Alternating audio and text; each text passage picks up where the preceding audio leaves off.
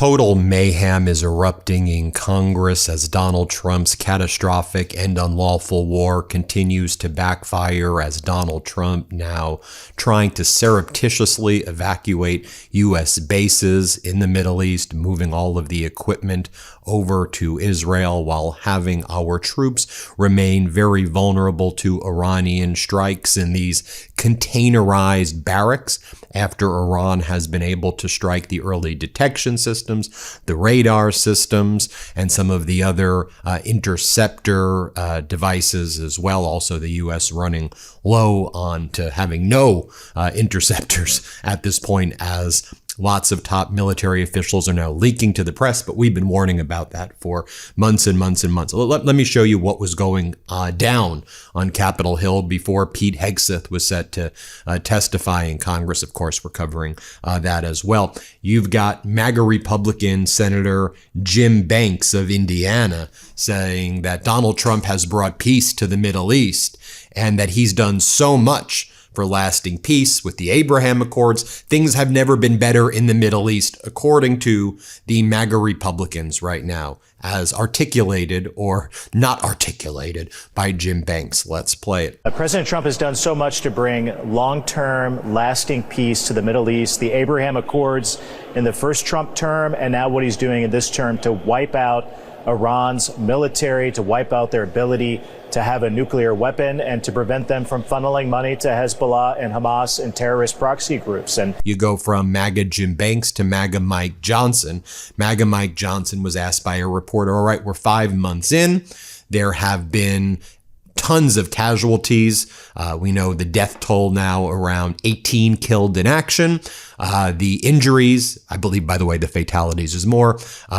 Injuries being reported about 447. By the way, I believe that number's closer to 3,000 to 5,000. And I believe there's a lot of serious traumatic brain injury. So MAGA Mike, do you think that Congress should assert its job with respect to blocking this war? That's what Article 1 of the Constitution says, that the right to declare war, it's Congress, not Donald. You want to do your damn job, MAGA Mike, or you want to act like a frickin' loser, MAGA Mike, like a war criminal, aider and abetter, MAGA Mike, while trying to quote the scripture. Here, play this clip.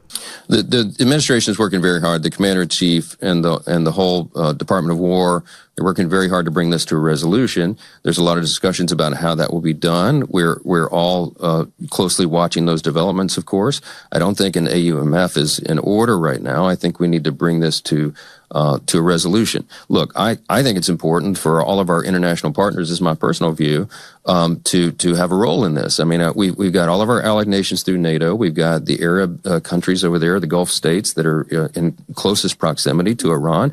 Iran is now fired on all of its neighbors, and they're turning everybody in the world into an enemy.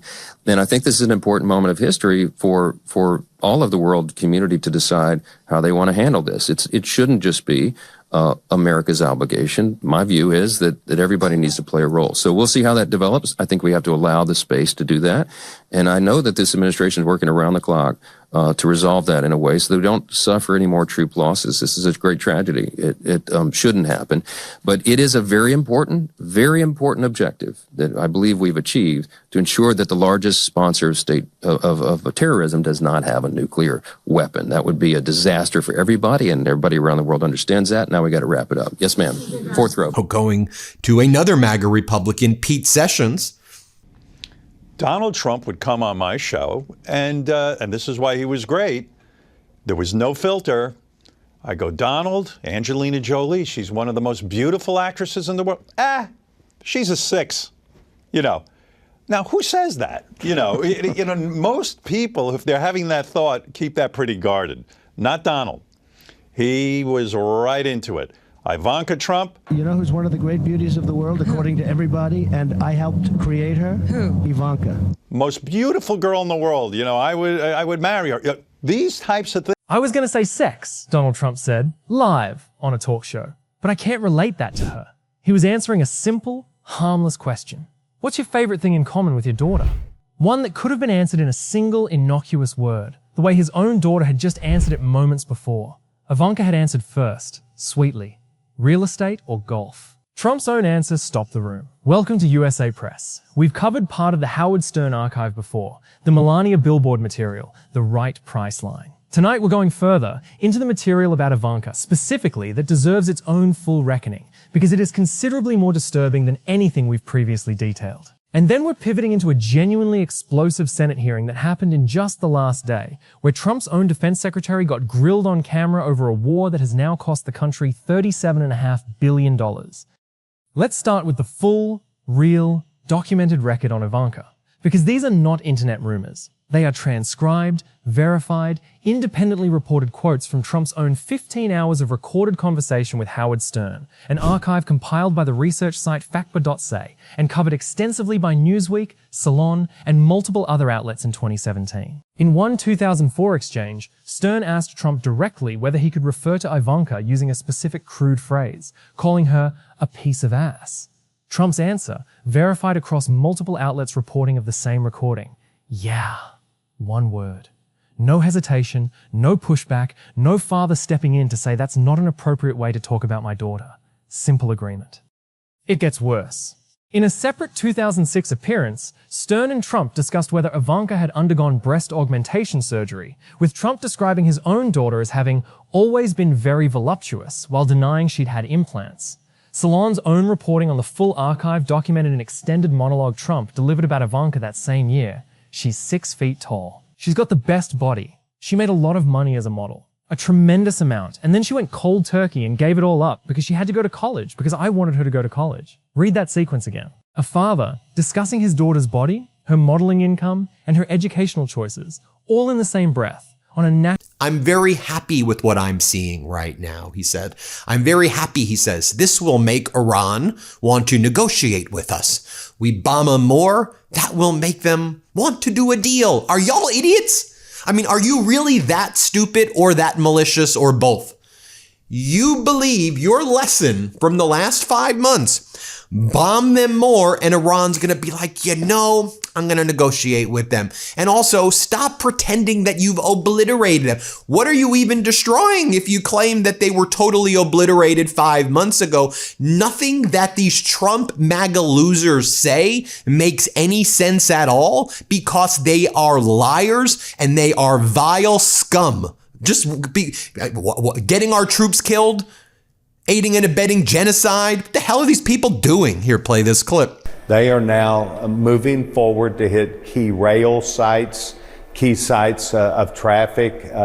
I'm very happy with what I see from a perspective of, instead of just fighting this war, hoping that the Iranians would sooner come to the table or later, we now are going to force this issue. And it is not going to be easy, but we're now going way deeper. A series of at least one B-52 came and delivered what would have been an entire armament from an aircraft carrier in one opportunity. They flew from the United States to do this, so the administration is taking the steps that will be necessary to put a real pinch on the Iranians, and I am very supportive of this. Then you got MAGA Republican Senator Jim Banks right here. He goes, and here's the thing. Mamdani's the problem, okay? We're engaged right now in a major international war, and Israel is our friend. They are the closest friend that we have. As we attack Canada and as we attack everybody else in the world, Israel's our friend right now. And Mamdani is saying that the International Criminal Court issuing a warrant for Netanyahu's arrest is something that should be enforced? No way. Here's what Banks says. Play it.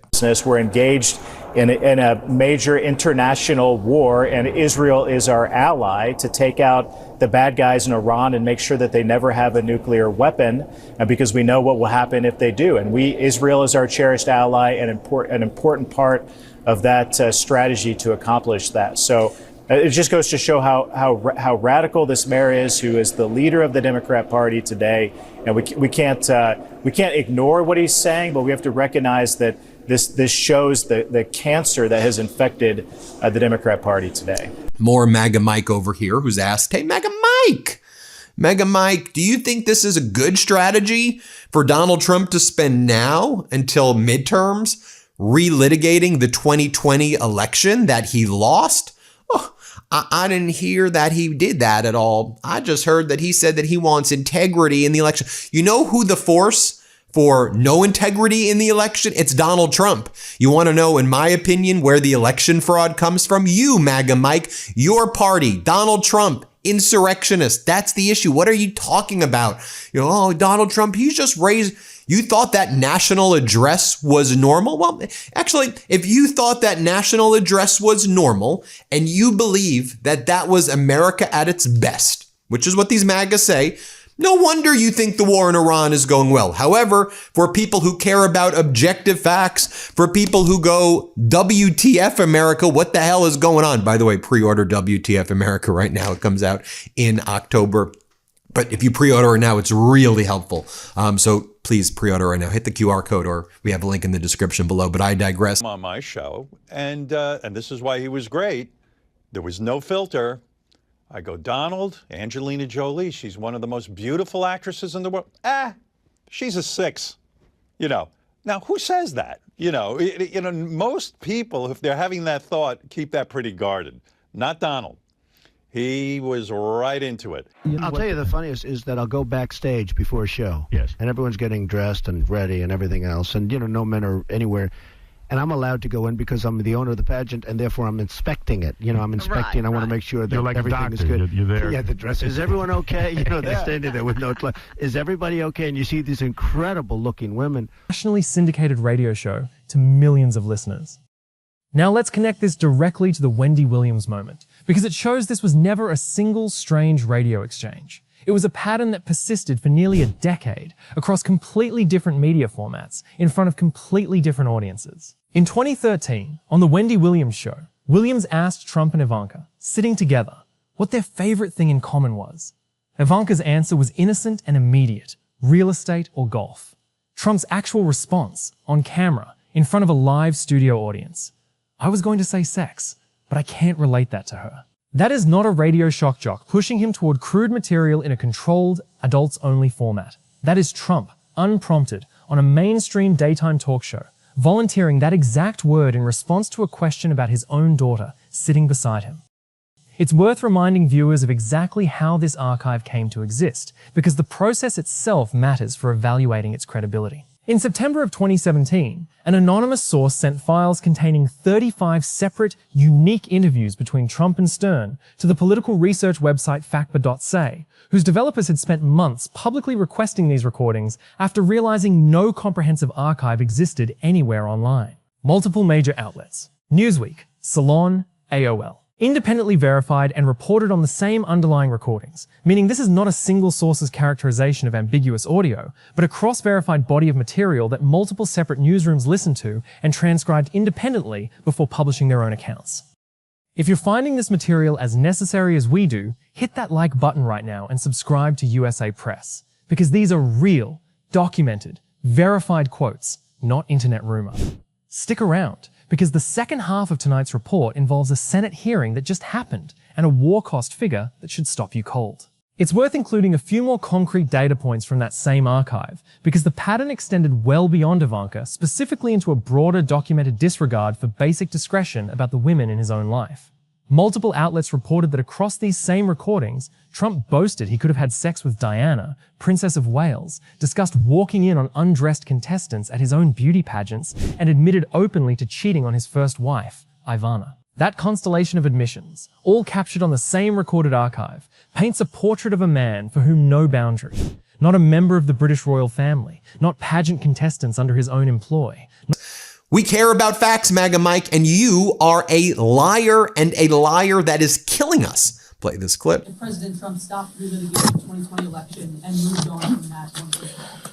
Well, I didn't hear him in that address say he wasn't relitigating the 2020 election. What he did was, I got a couple notes here about some of the things that he announced 280,000 non-citizens have been found to be on voter rolls in America. I mean, if that doesn't cry for the passage of the Save America Act into law, I don't know what does. He announced that foreign adversaries have compromised American election data and that our election system is vulnerable to threats. I mean, that should concern every American citizen. This isn't about relitigating 2020. This is about making sure that people have faith in our election system. If you do not have a free and fair election.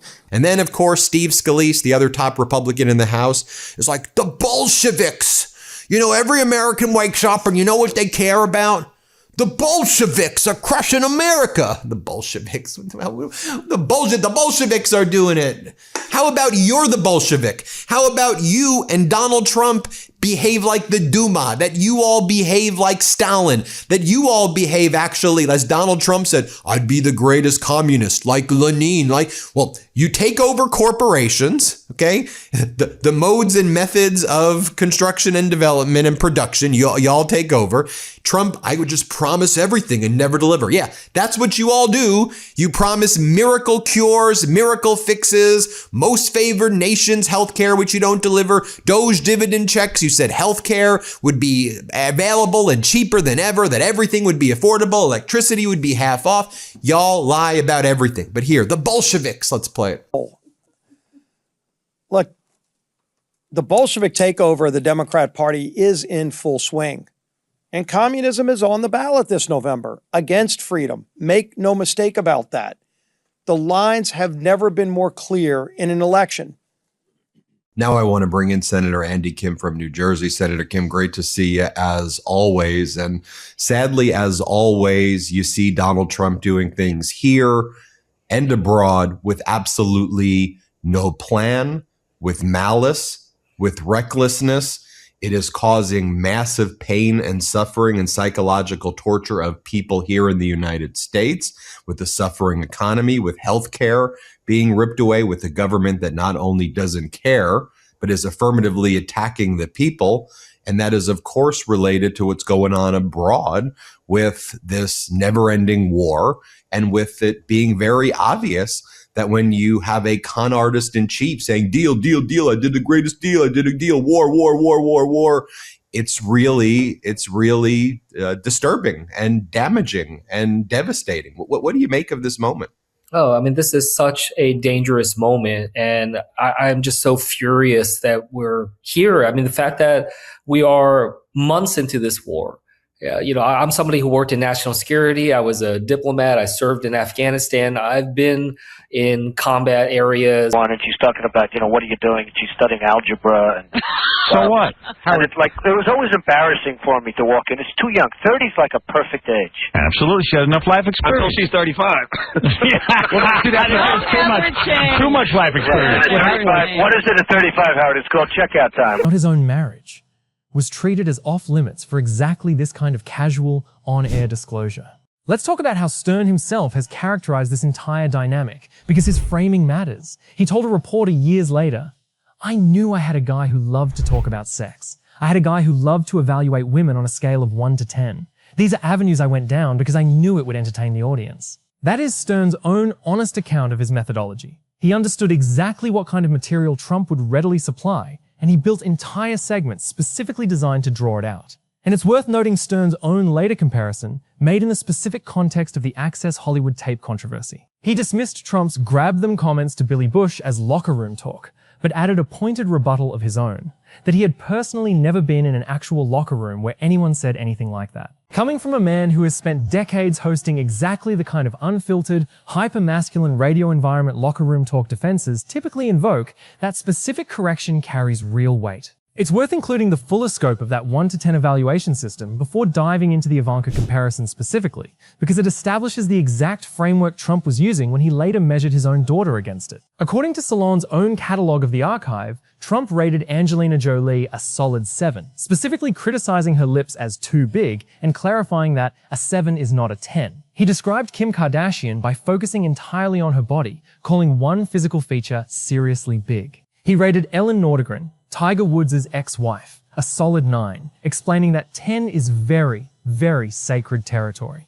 A phrase that reveals just how seriously and how mechanically Trump treated this entire ranking exercise across dozens of separate women discussed on the program. Now let's go back to the rating scale material, because Salon's own catalog of 8 revelations from the archive documents Trump applying that exact 1 to 10 evaluation system to a truly extensive list of women. And the specific comparisons deserve to be understood in full. and war zones. And the idea that a president is just sending our service members into harm's way without a plan, without a strategy. We're seeing the loss of life. We're seeing the loss of tens of billions of dollars of money from American families' pockets. And for what purpose? I mean, the president is delusional about this war in the same way that he's delusional about the 2020 election that he lost. And we're paying the price for this. And it's just getting worse and worse. So I hope the American people will see this for what it is, which is a strategic failure by a president who is putting his own reputation, his own legacy ahead of being commander-in-chief, and is putting our service members in harm's way with no objectives, no end in sight. And that is the absolute wrong thing to be doing at a time when the American people are begging for relief when it comes to high prices and affordability. Right. And it's shattering everything. It's shattering what's going on here. It's shattering whatever was left of a potential legacy, which I thought really didn't even exist to the, to the first place. And talk about that, though, because of your national intelligence background, the level of, intelligence that would go into making assessments. And it just genuinely seems on a day-to-day basis that Donald Trump posts these things on social media and just kind of, and it's just kind of winging it. And his North Star tends to be always doing the exact wrong thing. I mean, right now it's, let's bomb them more. The lesson from Trump is, what we learned for the past 5 months? Bomb more. Then let's announce it on CENTCOM like an episode. Like, we're starting, we're ending. Hey, guys, you want to do a deal now? And meanwhile, our troops are in harm's way. We don't have the THAAD and Patriot interceptors really anymore. Seems to even be able to stop, or so what's going on? Yeah, I mean, look, we're immensely exposed right now. Our service members are in harm's way, and we have a president that is just living in a fantasy. I mean, he's delusional about this. And there's no National Security Council anymore in any real way to be able to give real updates about what's happening. We have Secretary Hegseth running around the halls of Congress right now, trying to pretend like this is all part of the plan, that we need to just give them more money to then just throw into the bottomless pit of this new forever war that we seem to be involved in. Meanwhile, Iran is just watching us flailing. We are at such a moment of weakness. And the other thing I want to just contrast this is while the president's launching these new attacks on Iran, he is literally going after some of our closest allies, throwing up a 50% tariff against Canada. I mean, we are so alone as a country right now. He has done his best to be able to burn these bridges, insulting our NATO allies, and then going right back into this war that is raising prices again. Over $75 billion that American families have had to spend more when it came to gas and diesel since the beginning of this war, not to mention the tens of billions of dollars more when it comes to our defense expenditures. I mean, this is costing us a fortune and raising our prices. Meanwhile, he doesn't even want to sign his name on the housing law. Like, good for him. You know what? I didn't even want him to sign that housing law because then Donald Trump interview I had done. And in some ways, I felt it was unfair to Trump. Because, for example, they were fond of quoting that Donald Trump had said something to the effect that STDs were his personal Vietnam. But really, it was in a very joking scenario. He was not comparing his life to a Vietnam vet. It was ha, ha, ha, and this and that. But when journalists took it and made it serious, I thought it was a little bit unfair.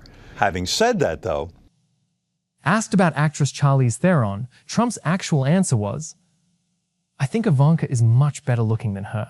Sit with that comparison for a moment. A father, asked to evaluate an unrelated actress, chooses instead to rank his own daughter's appearance as superior, unprompted, in the same breath. That is not a father protecting his daughter from being pulled into this exact kind of conversation. That is a father actively pulling her into it himself, repeatedly, across multiple separate interviews spanning years. It's worth being intellectually honest about one nuance here that a careful fact-checking review flagged, because responsible reporting requires it. Some later resurfaced clips characterized Trump as appearing to respond, "That's true," when called a sexual predator during one of these Stern segments. But more careful reporting and fact-checking has described that specific 2006 segment as a joking, laughter-filled exchange rather than a genuine admission.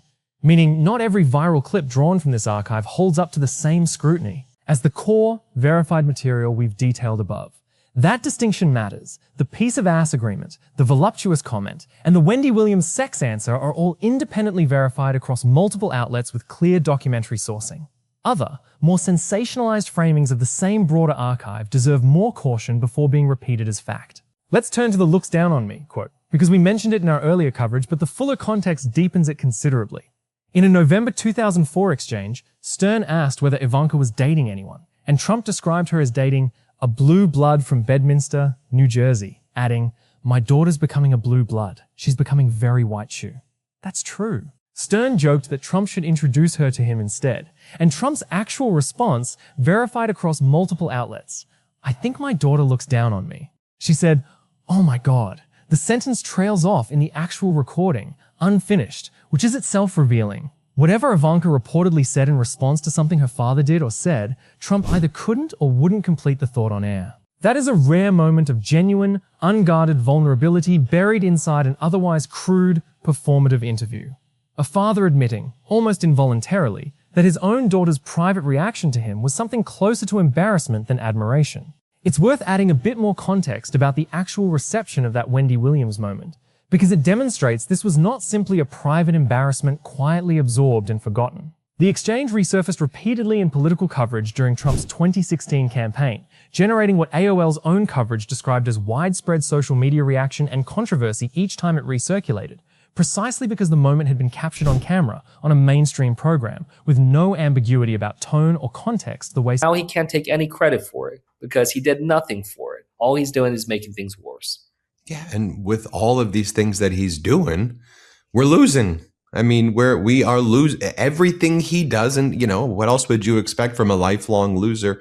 But he's losing. But we could always talk about that because he loses every day, and it's tough right now to wake up and see the person who's supposed to be in charge putting the entire country through a humiliation ritual. But you made a big announcement earlier today, because as I've always been saying, yes, we need to make sure we oppose this guy and this regime with every inch and with every ounce of energy that we have. But we also have to be saying, well, here's what we're for. So talk to us about, I think an important thing, because when you're seeing and you're speaking to your constituents, and they're talking about the cost of living, they're talking about healthcare, they're talking about what their families are going through. So talk about your announcement. Yeah, absolutely. I mean, top of the list right now, when we see the gutting of Medicaid, the Affordable Care Act, some of the hardest conversations I had are parents worried about what kind of care their kid's going to get. A kid with disabilities or a kid that needs support for chronic illnesses like asthma and others. What I put forward is a vision for this country that is going to guarantee health care for every child. I call it MediKids. In the same way that we have this pillar of universal care for our seniors, we need it for our children. This is something that would automatically enroll every child born in this country into healthcare to be able to provide that guarantee. Right now, 4.4 million kids, 4.4 million American kids in this country do not have health insurance. And a staggering 23 million kids are underinsured, which means that their healthcare doesn't meet their needs. I mean, that is outrageous in the richest, most powerful country in the world. And we can do this. We can insure every single child for a fraction of our defense budget. I mean, this is something that is absolutely necessary, needs to fulfill that promise. As we build towards universal care, I think this argument here, focusing on the kids, can really spark the kind of debate and discussion we need in this nation about what we're for, about how we can save people money, and how we can ensure that we're making sure that our children, our most precious children, are protected.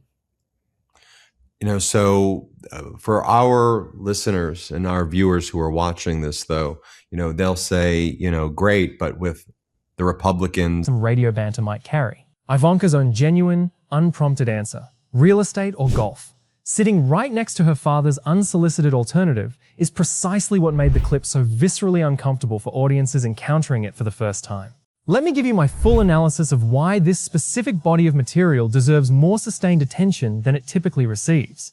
Because I think the locker room talk defense that's been applied to it for years genuinely fails on its own terms. This is not a single, isolated comment made under pressure or taken out of context. This is a documented pattern, verified across 15 hours of recorded audio and multiple separate media appearances spanning nearly a decade, in which the same father consistently, repeatedly, and apparently reflexively discussed his own daughter's body and sexuality in response to questions that had nothing to do with either subject. The Wendy Williams moment is the clearest proof of that pattern's depth, because it happened on a mainstream daytime show, with no Stern-style provocation pushing him toward that material. He volunteered it himself, unprompted, sitting beside the daughter he was discussing. It's also worth reconnecting this to material we detailed in our earlier report on the archive, because the same recordings that produced this Ivanka pattern also captured Trump's own admission about his germ phobia, providing a useful contrast in how he handled different kinds of personal disclosure. When Stern pointed out that constant hand-washing could be a psychological problem, Trump actually conceded the point directly. It could be a psychological problem. That is a moment of genuine, if brief, self-awareness. An acknowledgement that a specific personal habit might reflect something worth examining. No equivalent moment of self-awareness exists anywhere in the archive regarding his commentary about Ivanka. He never once, across nearly a decade of recorded material, paused to consider whether discussing his own daughter's body in these specific terms might itself be a problem worth examining. Now here's where we make the turn, because everything you just heard is a matter of historical record, verified years ago. What we're bringing you next happened in the last day, in a Senate hearing room, and it involves a very different kind of accountability moment. According to PBS's own reporting, Defense Secretary Pete Hegseth faced pointed questions and public... And MAGA seem to be focusing more on how do we take taxpayer dollars or increase the debt for never-ending wars and for Donald Trump's vanity projects and ballrooms and whatever the hell he's, wakes up and putting his face on money or whatever it is. What's your message to the people? Because I think people will say, great, Senator Kim is fighting for us. And there are a lot of people, out there, who would join Senator Kim in this effort. But what do we do now when you have this maniac out there saying, you know what? I feel that because he'll say, look, he'll go out and he'll say, look, you have a concrete plan. But Trump will say, look, I've done a most favored nations provision and everybody's health care right now is 700,000% less than what yours. And people are like, no, it isn't. What are you talking about? Yeah, I mean, look, what we can say about what Trump has done is that because of the Medicaid cuts, there are 2 million fewer kids on Medicaid and CHIP now than there were in January 2025 when he came into office. That's what he's accomplished. 2 million fewer kids. And that's going to add on top of the 4.4 million that we said are uninsured. We're going to continue to see that number skyrocket. But again, as you pointed out, and I agree with you, we can't just be talking about what we're against. Yes, I will fight with every tooth and nail against thise cuts, as I have been, and I will push for it. But as someone who ran in a midterm election when Trump was in his first term, what I know is you got to show people what you're for. You got to show what that vision is, what that change is. Because I'll be honest, just restoring Medicaid to where it was before Trump came into office again, that's not good enough. Again, there are over 4 million kids without insurance. What is our vision? How are we actually going to solve these problems and try to prevent someone like Trump in the future from dismantling it again?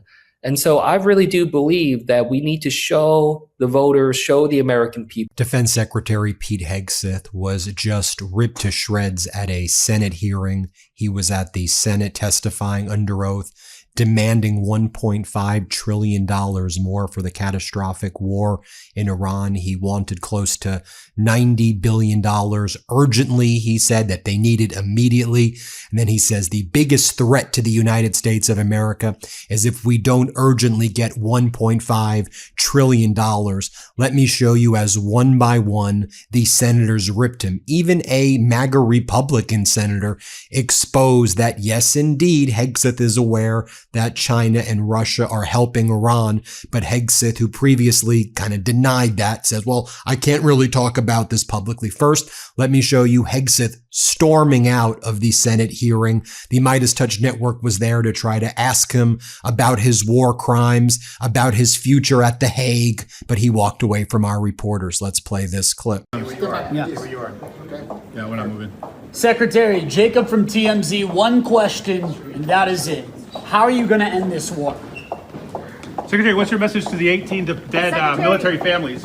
Are Iran's capabilities too sophisticated to protect U.S. forces?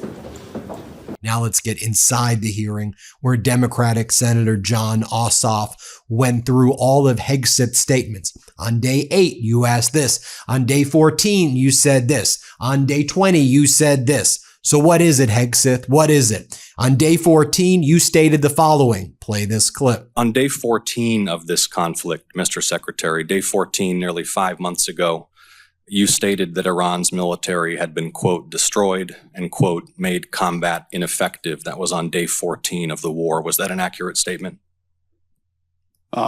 They didn't have a Navy any longer. It was completely sunk. Their missiles were buried underneath a lot of their underground facilities, and their defense industrial base has been almost completely destroyed. So as far as a military assessment of Iran's capabilities, it didn't mean by any stretch of the imagination absolute zero, but their capabilities Mr. Secretary, at the lowest level you they've been in stated a very that long time. on day 14 of this conflict, in the second week of the conflict, She's 6 feet tall. She's got the best body. She's hot. What's the favorite thing you have in common with your father? Either real estate or golf. Donald, with your daughter? Well, I was going to say sex, but I can't relate that. Protests on Capitol Hill this week over the ongoing US war with Iran, a war Hegseth himself estimated has now cost $37.5 billion. Sit with that figure for a second, because it is not a projection or an estimate from an outside watchdog group. It is the Defense Secretary's own stated number, delivered under oath, to the Senate committee overseeing military funding. And this hearing arrived at the exact moment. Republicans are simultaneously preparing a $95 billion GOP budget package specifically to fund continued military operations, meaning the administration is asking Congress for nearly 3 times the war's already acknowledged cost, with no clear public accounting of what additional operations that money would actually purchase. It's worth explaining a bit more about the protests present at that hearing, because their physical presence in the room itself is a detail worth sitting with. PBS's own reporting specifically noted protesters were present during the questioning, meaning this was not simply an abstract policy dispute confined to senators exchanging numbers across a dais. Actual members of the public showed up to register their objection in person, live, as Hegseth was answering questions under oath. That kind of direct, physical public presence at a defense funding hearing is relatively unusual, and it tells you the war's costs have become salient enough to draw people out of their homes and into the Capitol, specifically to bear witness to the accounting. Let's connect this directly to something breaking in the exact same news cycle, because it adds real weight to the credibility questions already surrounding this administration's handling of military escalation. Trump himself said this week that the United States would soon target an area near Iran's Pickaxe Mountain, a fortified underground nuclear enrichment site, very heavily. That statement, delivered casually to reporters, describes a specific, named military target inside another sovereign nation, disclosed publicly before any operation, in a manner that defense officials in previous administrations would typically have kept classified precisely to avoid compromising operational security. And separately, when asked about the risk of Iranian-backed Houthi rebels blockading the Red Sea, Trump suggested it wasn't an immediate problem. A notably casual dismissal of a scenario that, if it materialized, could disrupt one of the most critical global shipping corridors on Earth. It's worth stated that Iran's military had been, quote, destroyed and, quote, made combat ineffective. Was that an accurate statement? Yes or no? Iran's ability to challenge the United States of America at the level at which we're capable of. That's not what I asked you, Mr. Secretary. You said on day 14, Iran's military had been, quote, destroyed and, quote, made combat ineffective. Yes or no? Was that an accurate statement? What the American military has done to the question? Iranian military is a historic military Will you defeat, answer the and question they're ineffective under oath? in that context. Then we heard from Democratic Senator Reid, who's like, do you realize how embarrassing it is that you keep on trying to blame the Biden administration for everything? Then Hegseth tries to yell at the senator, and then Senator Reid is like, you think that Trump should be praised for starting a war without authority, and now our troops are getting killed, and Iran controls the Strait of Hormuz? You want Trump to be praised for that? Here, play this clip. We're completely aware that the Strait of Hormuz could be closed, and obviously sinking their ships has not affected their ability to effectively close the straits. We had U.S. boats that surrendered to Iranian ships under the Biden administration. So their Navy was effective in expeditionary ways. We're talking about a war you started, not a situation in which oil was flowing freely. There was no conflict. We weren't losing personnel as a result of Iranian actions. So your fallback to the Biden administration is just a very, very obvious excuse for what I think is probably, as you described so often, gross negligence. You did not fully inform the president that you would be in a situation where the Strait of Hormuz could be effectively closed, oil prices could surge, and effectively the Iranians could maintain their ability to strike back as they are right now. They just killed some of my servicemen last weekend.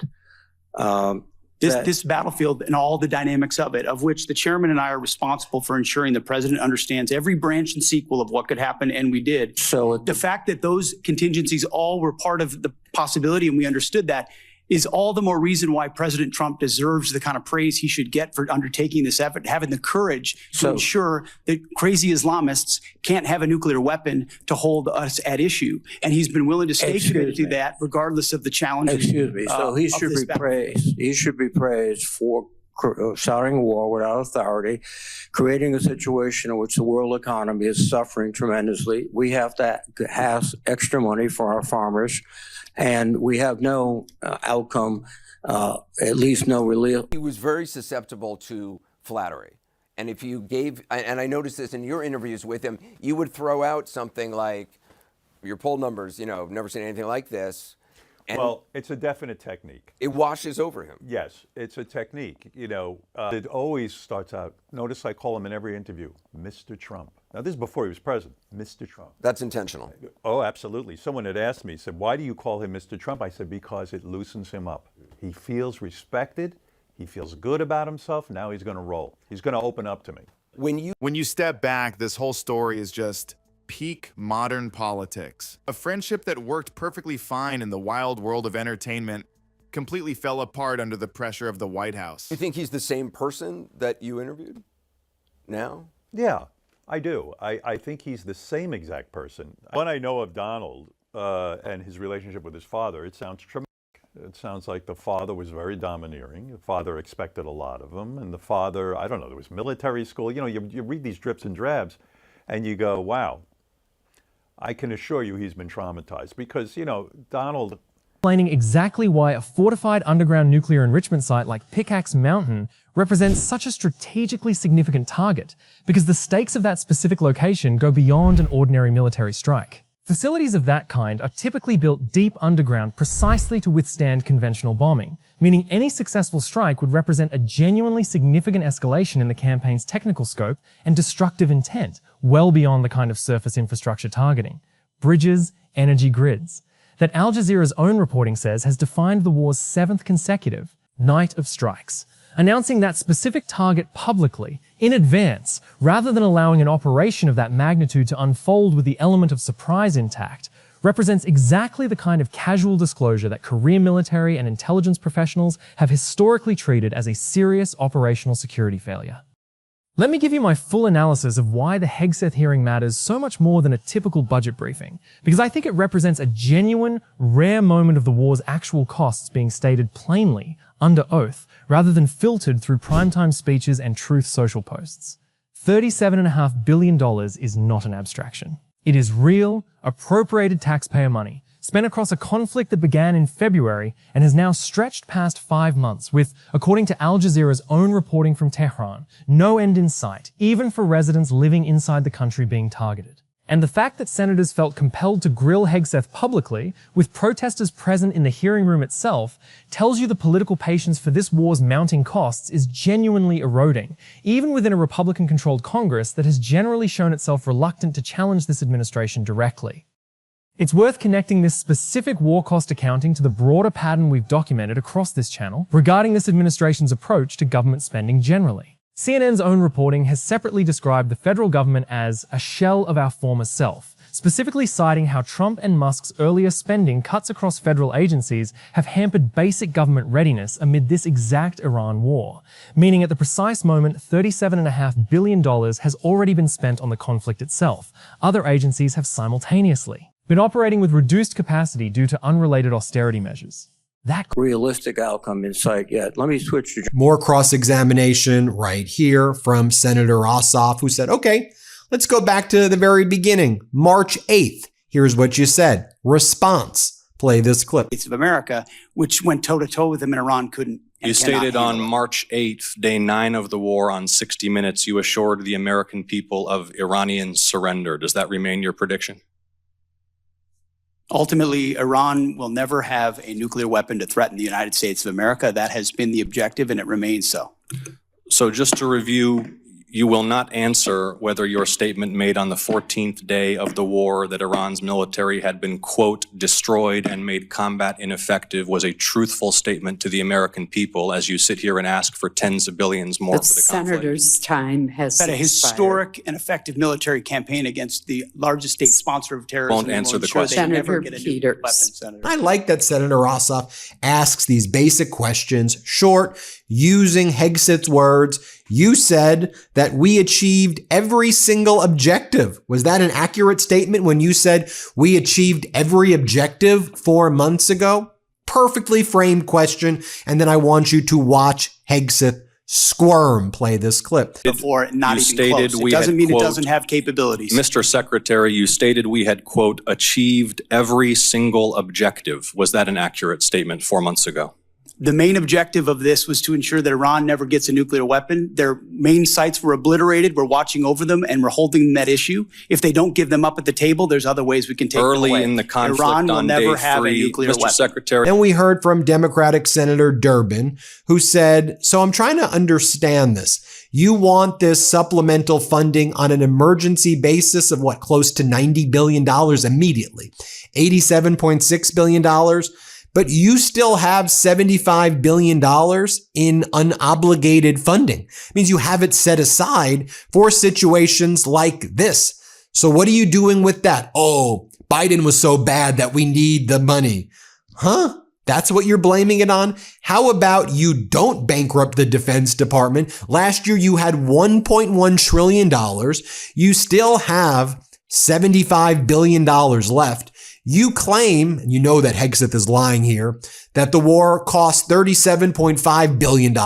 That's clearly not what it's. That is a complete lie, in my opinion. So if it only costs $37.5 billion, you've got 75. What are you doing? Here, play this clip. Mr. Secretary, I'd like to ask you to help me reconcile some numbers. It's my understanding that this whole supplemental funding request is $87.6 billion. And most of the funding, $67 billion, is for the Department of Defense. Yet we are told the Department of Defense still has $75 billion in unobligated funding from last year's reconciliation package. Is that true? Roughly correct numbers, yes. So you've left some change on the dresser before you prepared to come for this hearing. What's going to happen to that $75 billion? Well, that 75 is, there's plans and designs on that, part of the rebuild of our military, which had to be undertaken. And so the One Big Beautiful Bill gave us specific avenues. I'd have to get you the exact numbers of what that is left to be allocated. Does it have to do with the war in Iran? No, this is rebuilding our military from what was not funded in the past under the Biden administration. So this is from 2026, One Big Beautiful Bill, which helped move the president's priorities like Golden Dome for America, move away from all the woke priorities of what the Biden administration was pursuing, give us a chance to start cutting these deals on munitions, all the things that the president wanted us to focus on: shipbuilding, hypersonics. I mean, the Biden administration ignored hypersonics. They just decided to pretend like that technology didn't exist and we shouldn't invest in it. There are things. I don't know what Lloyd Austin did for 4 years. I really don't. Well, I'm sure. Contradiction. Austerity for domestic government function, seemingly limitless spending for an open-ended war, is precisely the kind of budgetary inconsistency that tends to generate exactly the bipartisan sticker shock we're predicting here. Let me give you my prediction section now, clearly labeled. Prediction 1. Expect the $95 billion GOP budget package to face genuine public resistance beyond the usual partisan lines. Because a war that has already cost $37.5 billion with no clearly articulated endpoint is exactly the kind of open-ended spending request that tends to generate bipartisan sticker shock once the cumulative figure becomes impossible to ignore. Prediction 2. Watch for continued public disclosure of specific military targets, like the Pickaxe Mountain reference, to generate its own separate accountability questions from national security professionals, because casually announcing target locations to reporters represents a genuinely unusual departure from how operational security has traditionally been handled by the Pentagon. Prediction 3, and this is the one that matters most. Expect the Todd Blanche nomination to lead the Department of Justice, currently before the Senate, according to PBS's own reporting, to become increasingly entangled with unresolved questions about the administration's handling of the Epstein Files investigation, because a nominee overseeing that exact unresolved matter is going to face sustained scrutiny, specifically on that basis, regardless of his other qualifications, and confirmation hearings tend to become exactly the kind of venue where senators feel comfortable raising precisely this sort of conflict of interest question on the public record, whether or not it ultimately affects the final confirmation vote. It's worth expanding on the Todd Blanche nomination detail a bit further because it connects directly to threads we've documented extensively across this entire channel's Epstein Files coverage. Blanche, Trump's own former personal criminal defense attorney, is now before the Senate for confirmation to lead the Department of Justice at the exact moment that department remains under a court-ordered deadline to unredact additional Epstein-related files, a story we detailed in an earlier report. A nominee whose own prior professional relationship with the president was built entirely around defending him personally in criminal proceedings is now positioned to oversee the exact federal agency responsible for determining what gets disclosed about Trump's own historical connections to a convicted sex trafficker. That is not a minor amount of neglect, the amount of stale thinking now. and bureaucracy. Proceed if I might, was staggering when we took over. So one big beautiful bill gave us a chance to get caught back up. Let me interrupt your speech for a minute. Now let me show you where Hegseth said that it only cost he says 37.5 billion actually, or number like that. Play this clip. Secretary, it's my turn to ask questions. I've been listening patiently while you made your presentation. You estimated at one point that the cost of the war in Iran was $29 billion, but then added a caveat that there was a replacement of munitions, for example. Do you have a new estimate about what the war has cost us so far in the fifth month of the first year of this war in Iran? Senator, the estimate we have as of today is $37.5 billion. And is the current activity, which we've been told about, the exchange of fire back and forth in Iran, an indication that that number is going to go up in the months ahead? Some of that number captures additional O&M, mill pay, and other that would be anticipated through the fiscal year. So some of that anticipates what costs would be going out in the future as well. So the new number you've given me is what? $37.5 billion. And that represents the cost of the war through what period of time? Through now for certain aspects of it, but also mill pay, O&M, other anticipated costs through September 30th.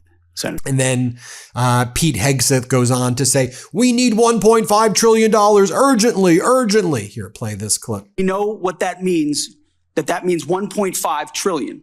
Given the world that we live in and the disaster of what the Biden administration budgets gave us, not funding this department at $1.5 trillion, I believe, is the greatest threat that our nation faces.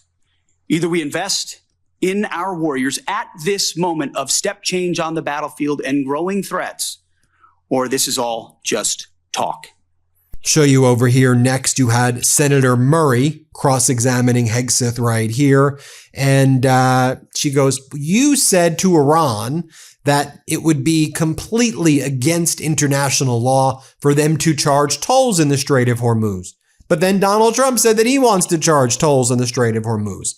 Here, play this clip. You also said at that same press conference, and I'm going to quote you, you urged Iran to, quote, let innocent ships pass freely. These international waters belong to all nations. not to Iran to tax, toll, or control. Last week, President Trump said the U.S. would charge a 20% toll to each ship to pass through the state. So based on your opposition to tolls, did you talk to the president out of that idea, or did someone else? Iran's not charging tolls, and they're shooting at ships right now. But Trump said that he wanted to charge a 20% toll. We have a blockade right now of all conflict of interest question. It sits at the center of one of the most consequential ongoing accountability fights of this entire administration, and it deserves the same sustained scrutiny we've applied to every other thread in this saga. It's worth briefly including one more thread from this exact news cycle, because it reinforces the same pattern of significant financial decisions arriving with real consequences that only become clear after the fact. Fox 26, Houston's own roundup from this stretch of days, reported that Trump has imposed 50% tariffs on Canadian goods, even as gas prices have jumped past $4 a gallon. Two separate economic pressures landing on American consumers simultaneously in the same general window as the Hegseth war cost hearing. That combination of rising consumer costs and mounting, publicly acknowledged war spending is precisely the kind of cumulative financial burden that tends to erode public patience regardless of the specific policy justification offered for any single piece of it. Here is the deeper truth connecting everything we've covered tonight, and it requires sitting with an uncomfortable symmetry. A man who, across 15 hours of recorded conversation, could not stop volunteering commentary about his own daughter's body and sexuality, unprompted, across nearly a decade of separate media appearances, is the same man whose defense secretary just admitted, under oath, to $37.5 billion in war spending with no clear accounting of what comes next. Both patterns share the same underlying thread, a consistent failure to exercise the basic restraint that the situation obviously calls for. Whether that situation is a simple daytime talk show question about a father-daughter relationship, or a senator's basic question about where taxpayer money is actually going. Neither pattern emerged from a single bad moment. Both required years of repetition across multiple separate venues. Iranian ships and Iranian ports, and it's effective. My time is out.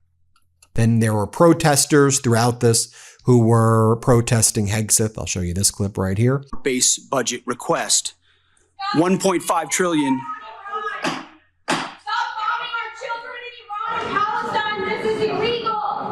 Mr. Secretary, please suspend until order is restored in the hearing room.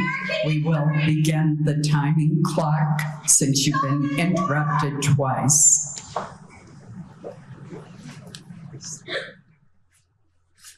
More from Senator Murray, who says, okay, well, on May 5th, you claim that Iran doesn't control the strait. And you said that there was a, quote, powerful red, white, and blue dome over the strait. So if that was true, a red, white, and blue dome over the Strait of Hormuz, how did Iran shrink ship traffic during that period of time? And how are they continuing to shrink ship traffic at their own whim? If the red, white, and blue dome over the strait is saving everybody. I mean, all this regime does is lie about everything. Play this clip. Well, let me move on. On May 5th, you claimed that Iran doesn't control the strait, and you said that there was a, quote, powerful red, white, and blue dome over the strait. If that was true, how did Iran shrink ship traffic in the strait to a trickle again last week? We pushed almost, I believe, between 400 and 500 million barrels of oil under the nose of Iran over the course of Project Freedom, which went underground, which I acknowledged after we did so covertly because it was more effective to do so quietly than to do so publicly. So we've been in control of moving traffic through there for quite some time. Will they retain the ability to recklessly shoot at commercial shipping? And that's what happened. We had a ceasefire, and then they shot at commercial shipping recklessly.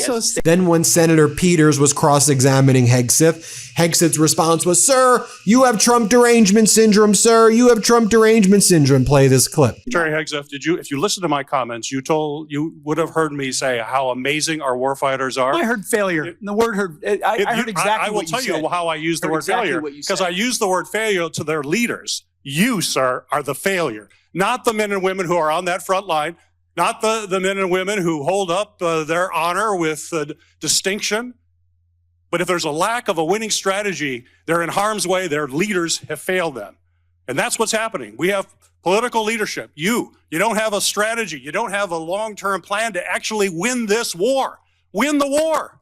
The men and women are going to be able to do it, but they need to have leadership. When will you show leadership? When will you show leadership? Why don't you show some leadership and stand up to your fellow Democrats who won't fund the troops, who stand and play partisan politics while you don't give us the money? You want to stand up here and talk about the troops? You won't show any political courage to actually fund our department because you have Trump derangement syndrome and can't actually commit to anything meaningful. So I put this on you, Senator. Secretary Hegseth, you have trillions, you have over $1 trillion.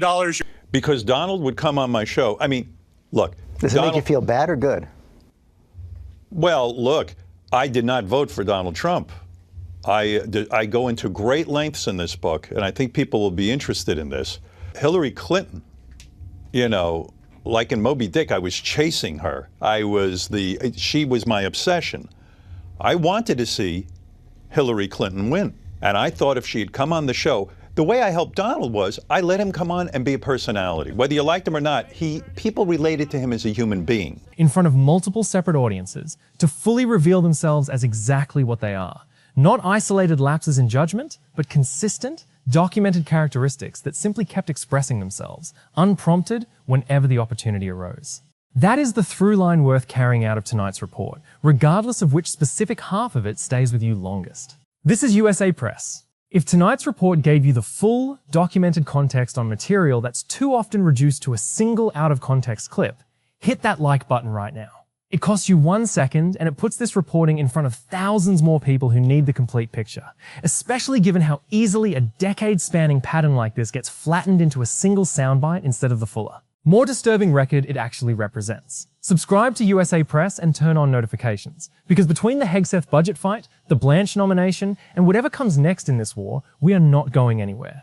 Drop a comment and tell us, does the locker room talk defense hold up at all once you see the full pattern laid out across nearly a decade of separate interviews? And should Congress approve another $95 billion for a war that's already cost $37.5 billion with no clear endpoint?